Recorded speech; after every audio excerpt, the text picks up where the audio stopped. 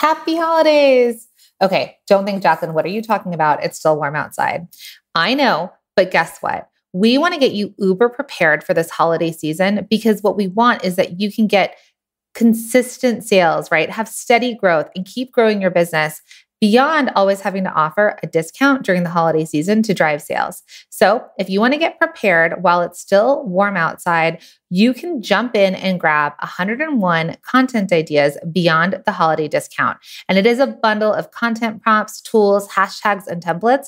And it includes a 3-month calendar with things to say every single day from October to December. It is so helpful. So go out, enjoy the sunshine, and feel uber prepared for the holiday season when you grab yours now. Just head to holidaycontentideas.com. Welcome to the Product Boss Podcast, where we help product-based businesses grow their sales and improve their strategies.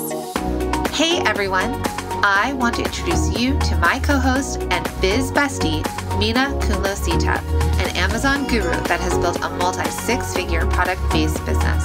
And introducing the other half of the Product Boss, Jacqueline Snyder. She has helped launch and grow over 500 fashion apparel and accessory brands, even one of her own. And together, we share our inventory of secret weapons that will help you dig deep and do the work it takes. Are you ready? Let's build together. Hey everyone, and welcome back to another Small Biz Founders episode. Today, we are honored and delighted to have someone really special to us. We have Vana Chupp. She is the founder and CEO of Vana Chupp Studio, and she's also currently in our Product Boss Mastermind. And we're just so delighted and excited to bring her story to you today. Hey, Vana. Hi, guys. Thanks for having me. Of course. So let our listeners know what Vana Chupp Studio is, what you sell, a little bit more about your business. Yeah, so Vana Chupp Studio is a lifestyle boutique brand, and we customize an heirloom jewelry that is made from customers' photographs and special moments. We turn those pictures into silhouette jewelry that is destined to, be passed down, treasured for years to come. We are located in Richmond, Virginia, and we're a team of 6, soon to be 7. We sell everything on our e-commerce online. We have a studio here in town that we can accept locals by appointment only. And then as of the last couple of months, we're also, a small collection of our pieces is on Pottery Barn Kids and Maisonette. I love that. Such a good intro, by the way. Did you rehearse? No. I was proud of her for saying, Pottery Barn and Maisonette, because that's something we've been pushing you to do more so, is really show where you are in the world and everything. And good job. I think I added that for this episode because I literally did not have it. I'm like, I should mention that. They would love that.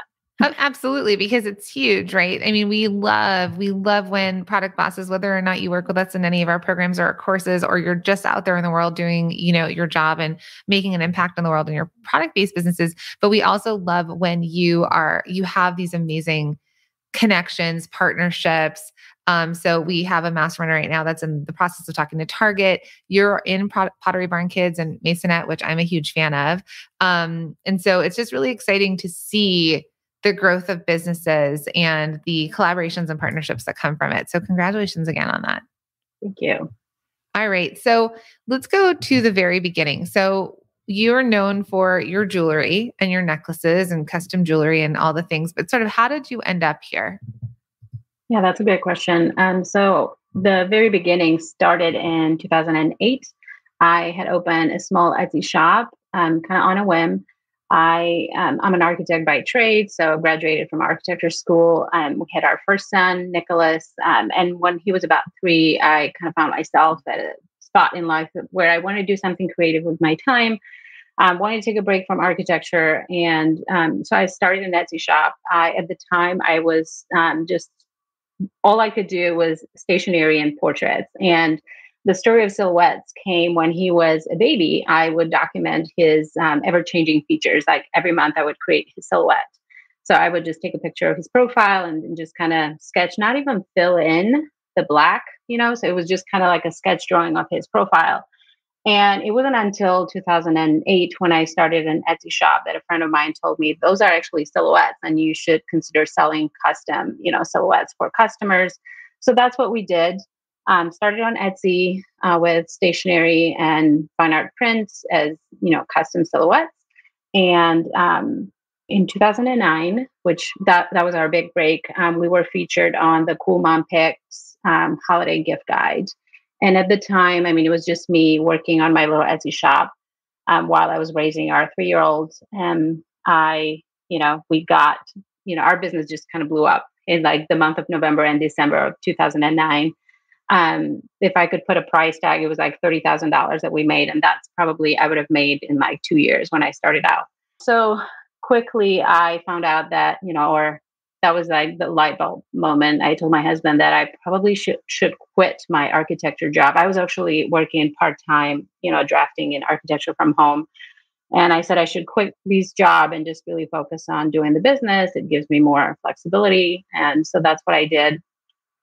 And so at the time, we were just doing stationery and paper. We used to be known as Le Papier Studio, which means paper in French.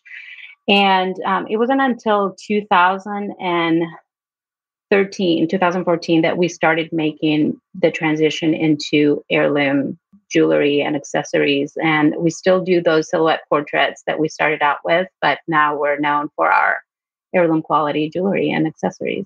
Can we talk a little bit more about which by the way, I love that story. I knew you were an architect and I love that you transitioned to fill that creative gap.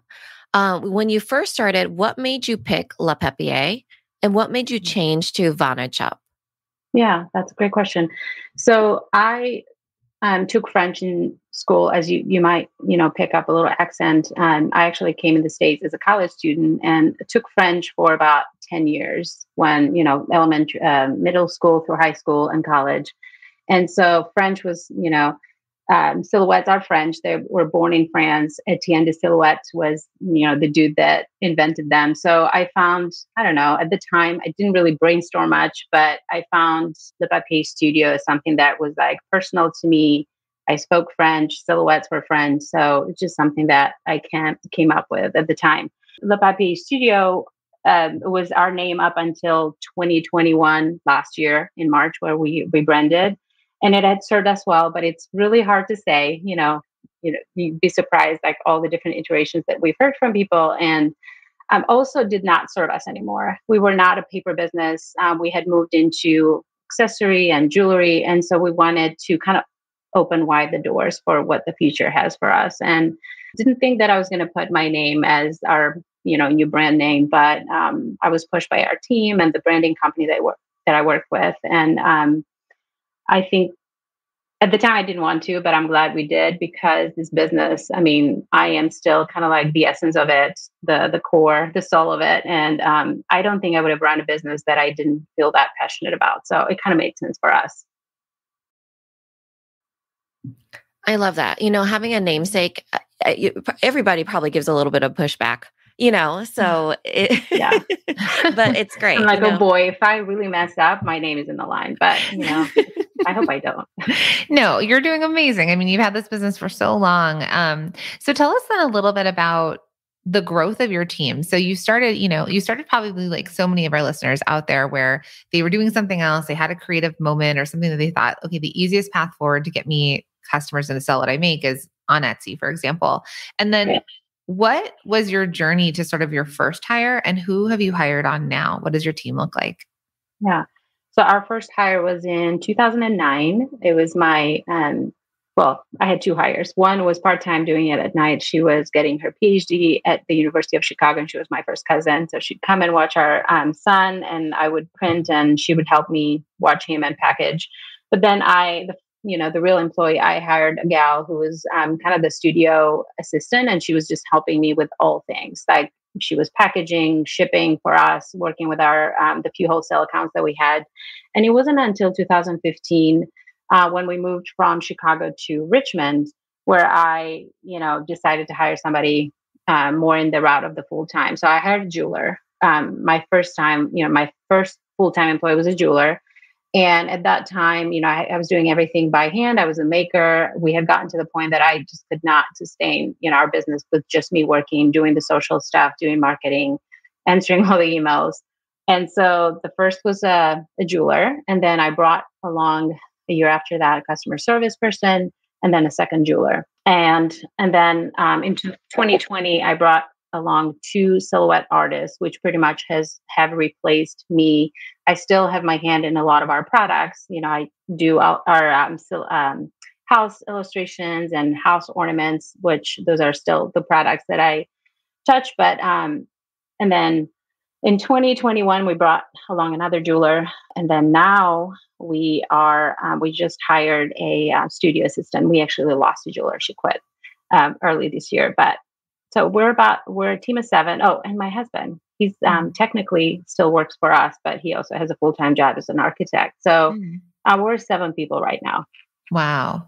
And so I guess my other question is, so people listening are like, wow, I'd love to hire. And I guess my next question is how did you grow from Etsy to them being able to have a business, direct to consumer business online, have retailers, and now have a namesake brand? Because I think a lot of people out there are like, okay, I sell on Etsy, I'm making sales, but it's really hard to make that transition and that jump to then have this beautiful business that you've built. Yeah. Any sort of tips to anyone that's out there that's in that same position?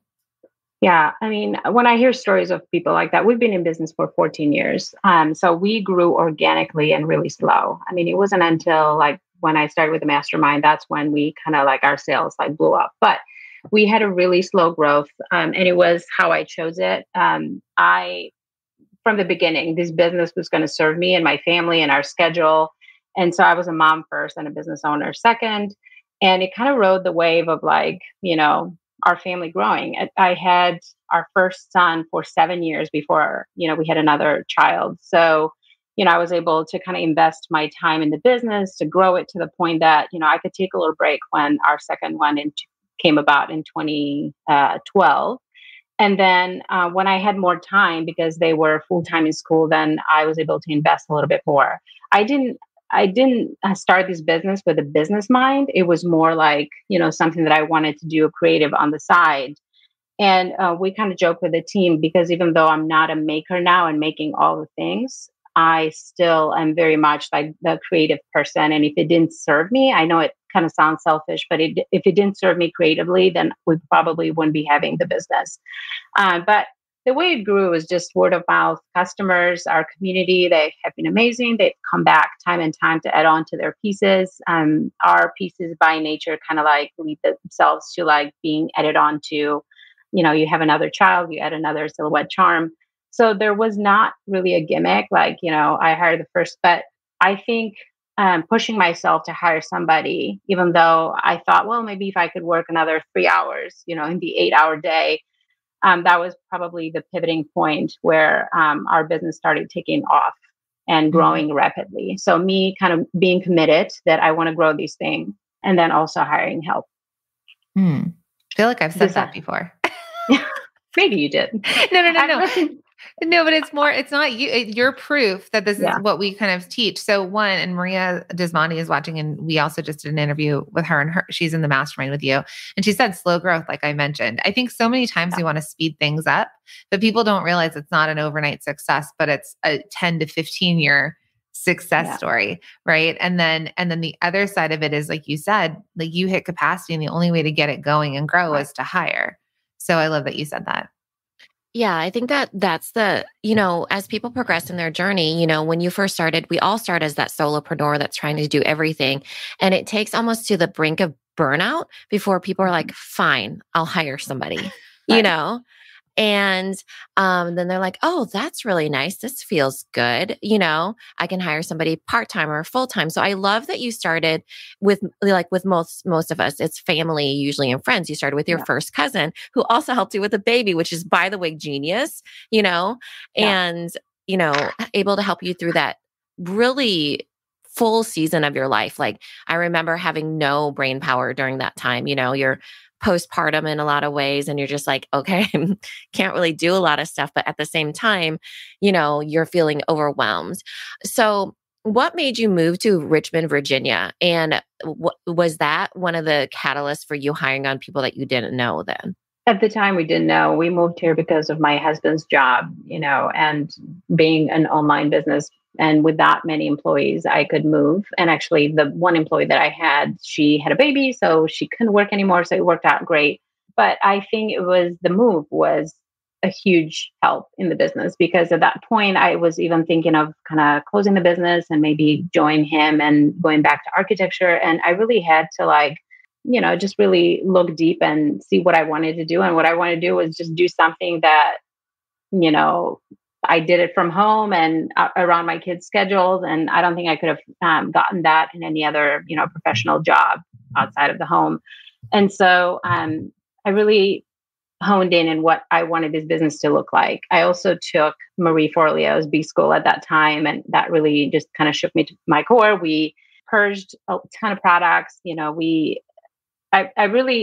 was like another pivoting point to where I wanted us to go. We stopped offering brass lockets. We started offering more gold and silver. So that was the point that, I'm like, if I'm going to do this, I'm going to need somebody who knows how to deal with gold and silver, not just me trying to do I wasn't doing crafty stuff anymore. This was a legit business. And if I wanted to be around for another 5-10 years, I really needed to think of it as such.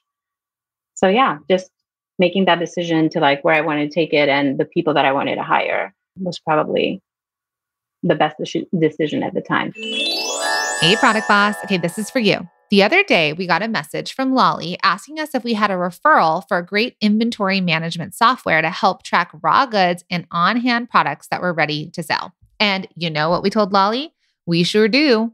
Not only do we have a resource for inventory management software, but we have over 308 other business tools and resources that will help you effectively run your product-based business. Now, this ranges from packaging and printing supplies, affiliate management, website and email software, legal resources, video and photo tools, and so much more.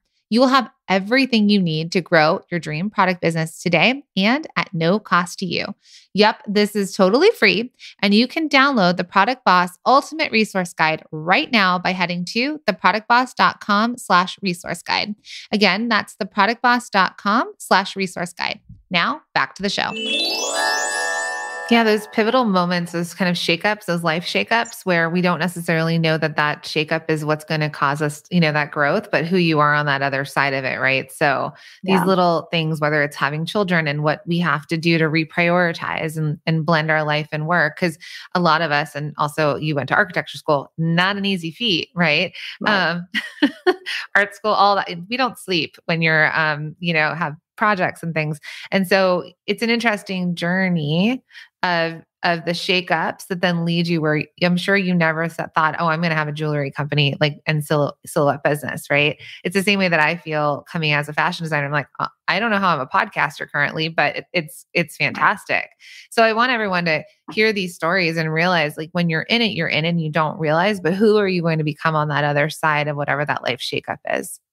Yeah, for sure. It's acknowledging it too, because like Vana was saying, Vana, you actually had to, you had your architect degree and then you started a craft business or a hobby, essentially, right? A creative outlet. Then to have to acknowledge and say, I actually want to be a jeweler. I actually want to be a small business owner. I actually want to do this now, even though I have all these other things. I think that's really hard because, even one of the things when I became a mom, I didn't realize it was a whole different identity. It just felt so different. I was like, can I go back to when I was kidless life?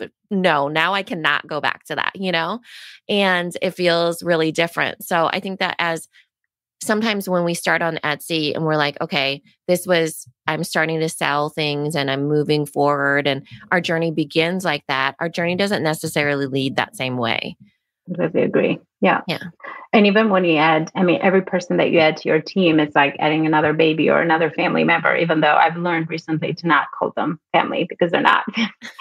But I really am a people pleaser. I would never hire anybody that I don't like or don't click. And, there's disappointments, even in the team you build. You always have those good intentions, but, and you think you're a good person and then you're just, things come about and as you grow. And the one thing that I've learned is, to learn from the mistakes and to do the hard work and just to be vulnerable and say that I'm not perfect. And, but I don't know. Anyway. No, it's true. I mean, and especially, you relate to visionary, right? That you're a visionary, you're a creative, a true creative. And sometimes I think it's easy to doubt your place in business, or what do I know about business, or managing a team of 7, or, did I hire the wrong person? Did I do something wrong and I'm not the right type of boss? But we all have to realize that everybody we hire has their own lives and their own things and their own priorities. So if they leave, they don't fit, right? They don't fit with our personalities, or they have something else that's a priority. But it's always a learning lesson. And I think sometimes maybe as women, we're a little bit harder on ourselves. That's why Mina does now the hiring and the firing. she's I'm like, not hard on myself. No, because she has a better idea about it, that it's not personal, right? It's business, and it's best for both parties. I don't even think of it as like business. I think it's life. Like they're just not a fit right now. There's plenty of people that would probably love to work with you, but it's not a fit, or they have a kid right now and it's a harder season, or, now they're taking care of their elderly parents or something, the aging parents. There's so many things that happen in other people's lives that they start to realize, especially with 2020, 2021, that their first priority isn't working for you as a small business owner. And I know that sounds harsh to hear, but it's true. It's life. It's not business like transactional at all. It's that you're not a fit for our business right now, but it goes both ways. Like your business is not a good fit for them, and they're not a good fit for your business. It has to work, with anything being a win-win. And I think that sometimes it's a win-win for a period of time. It's like letting go of a boyfriend that is a great boyfriend. He's so nice, whatever. But you're not a good fit right now. See you later. So and I held on to those for too long. So that's exactly why Mina does the letting go. No, I just think that, in any time, I've actually never been let go from a job. I just think that in life, though, people have come in and out of my life, and I thought they've been in my life for a reason and for a season and with a purpose. And just as much as they're there, their purpose is only in that time. And then I have to let them go. And then they serve their purpose somewhere else, And so if it's like a negative purpose, then obviously it's time to go, both parties, because they're not living their best life either then. But have you had to let people go? Have you had to fire them then? I had not had to let people go. So the one person that just left, it was her, whatever, on her terms, her desire. And it did shake us. It was totally by surprise, but it really kind of turned our business upside down in a good sense. Like as you know, from me sharing in the mastermind, these last 4 months, I've always had to go back to our values, and we speak our values, what we are about. And that is not just for the front facing for the customers, but we had to really look within and just be, what is our company culture? Who do we want here? If this person is not happy, they should release that and just go and do whatever it makes them happy, because it just spills into everybody in the team. And, a person who's disappointed, it's not going to do a good job. They're going to be miserable for everybody else. But no, I've not let go of anybody. Thank God. There might be a time and place, but then we were able to hire. I just know I'm not that person, but I just don't have it in me. Like, it's just really hard for me to have that kind of conversation with people. I want everybody to be happy. I've kind of built these business around people, which it's not a way to build a business, but it's worked for us. I've always hired part-time. They've grown into their roles and their positions, and it's been great. I love giving people second, third chances, as long as it's not in the detriment of the business. Let's move back a little bit on that before people start taking notes of build the business around your employees and, give them third chances. Okay, so let me go back. Yeah, that was like before these happened. That's what I used to think. when I stepped into the leadership visionary role, I also hired a business coach who was coaching me into that. Now that you're not the maker anymore, I felt alone. Like you mentioned before, how do you do this business thing, right? I know how to make jewelry. I know how to design everything, but how to market. I don't know how to lead the people. I don't know how to be their boss. I want to be their friend. And he did say that the wrong people are going to stick up like a sore thumb. And I'm like, yeah, right. We have the greatest people. What are you talking about? Our team is awesome.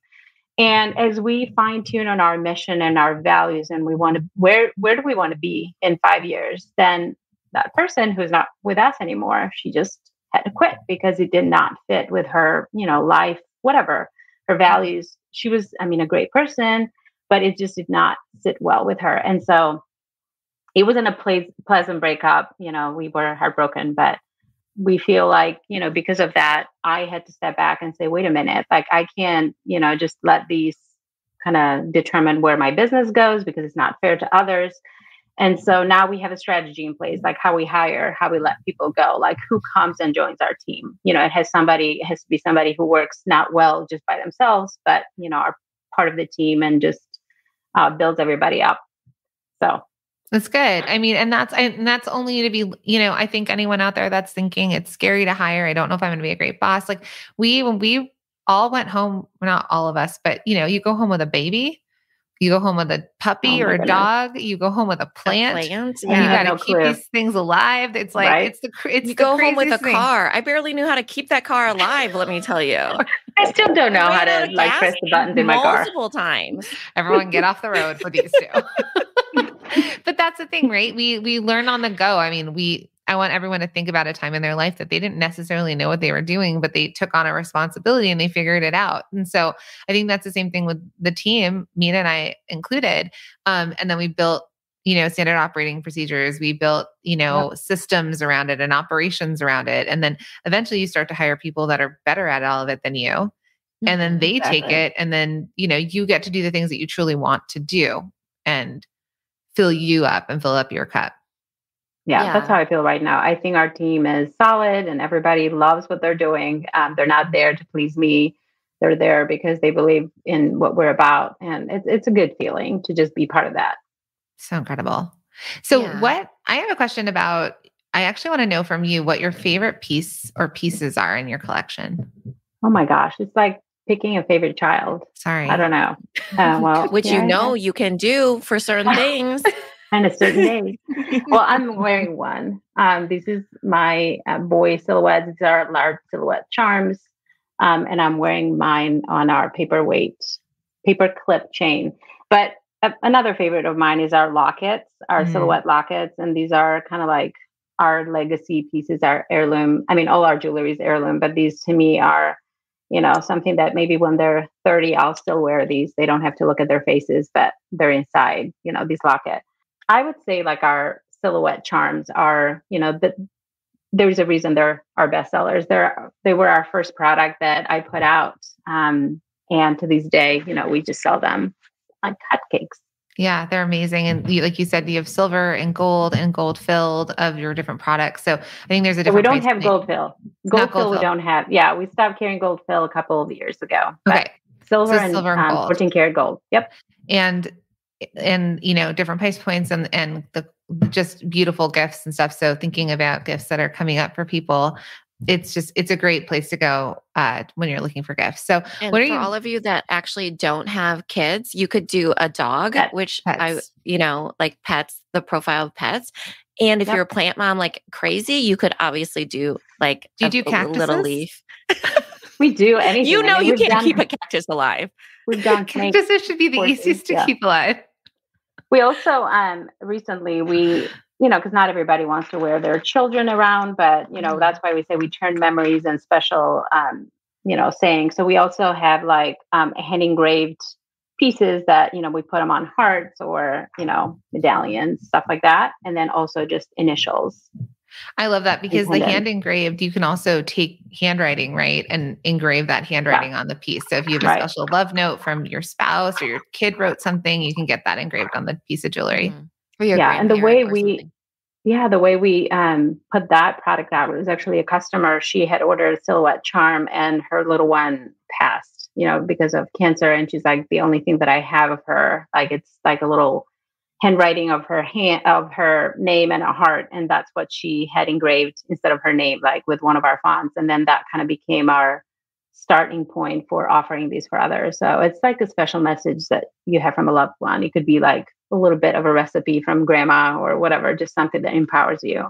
Oh, I love that. Yeah, wow. that's beautiful. So special. So what are you most excited about coming up in the near future? Well, I'm excited about, ever since I started the mastermind, I don't know if you guys remember, but I kind of went back and forth, and my word of the year last year was stabilize, just get our team, because we had a tremendous growth in 2020, and then 2021 dipped a little bit, which was probably for a reason, and it was great, but just to get our team on a solid ground. And 2022 has taught me that, numbers don't matter as much as like people. If we can serve our community, just a small size community well, then we've done a good job. So just really go back to our community and serve them well. We do have some ideas for new products, which I'm really excited about. And yeah, just kind of continue doing what we do and do it better and do it better than before. Love that. Yeah, so good. I think that's the mentality that everybody should go into right now with, the economy changing and everything like that, is that you focus inward on your community. Right. So that is exactly perfect thinking right there. So tell our listeners how they can buy from you, support you, follow you, all the things. So they can buy from us on our website at vanachuppstudio.com. They can connect with us on Instagram and Facebook at Vana Chupp Studio. Amazing. Thank you so much for being on the podcast. This was an incredible interview, and I hope it was helpful to our listeners as well. Thanks so much for having me. Thank you for being here and listening all the way through the Product Boss podcast. If you love our show and it has helped you in any way in your business, would you mind doing 2 things for us? Subscribe to the show so you never miss an episode, and leave us a review.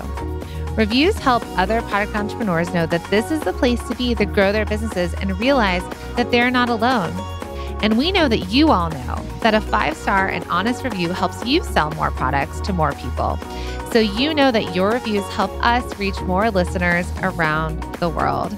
Remember, what we give is what we receive, and we are all about helping each other in the Product Boss community. We are all in this together. We would be so appreciative of you if you could take the time right now to subscribe, leave a review, and even share this episode on social or someone you know so we can impact more lives. And remember, subscribing means that you will get notified each time we release a new episode so you never miss a thing. You have helped us grow and climb into the top 10 of all marketing podcasts, and together we can keep climbing. Thank you, friends. And remember, there is room at the top for all of us. This episode is brought to you by the Shop 1 in 5 Pledge and Small Business Shopping Directory. It's a commitment to make 1 in 5 of your purchases from a small business online or offline. So head to shop1in5.com to take the pledge. And friend, while you are there, check out and shop from hundreds of small businesses in the Small Business Shopping Directory. It's the go-to directory to discover, support, and shop small businesses all in one place. Head to shop1in5.com.